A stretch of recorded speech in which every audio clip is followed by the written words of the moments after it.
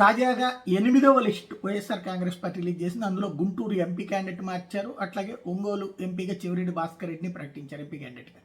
ఇవి రెండు నడుస్తున్నటువంటి సందర్భంలో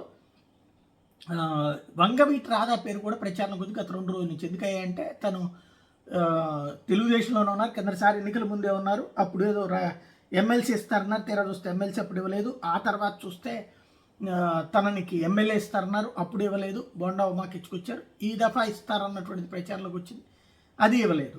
ఆయన విజయవాడ సెంట్రల్ నుంచి ఎక్స్పెక్ట్ చేస్తున్నారు.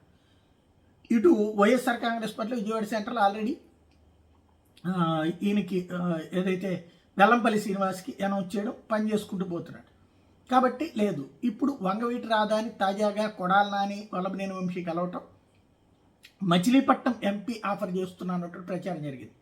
వంగవీటి రాధా ఒప్పుకుంటే ఇప్పుడు అక్కడ సింహాద్రి రమేష్ని ఇచ్చినటువంటిది మార్చి వంగవీటి రాధాని పెట్టడానికి సిద్ధం. ఎట్లయితే ఇప్పుడు ఉమారెడ్డి వెంకటరమణని తీసేసి గుంటూరుకి ఇచ్చినటువంటి విధంగానే ఇవ్వడానికి సిద్ధం. అయితే వంగవీటి రాధా అందుకు ముందుకు వస్తారో లేదో తెలియదు. ప్రస్తుతానికైతే ఇవాళ లిస్టులో 8వ లిస్టులో తన పేరు రాకపోవడంతో ఇదే వంగవీటి ఇంకా ఏం తేలనట్టే కనబడుతోంది.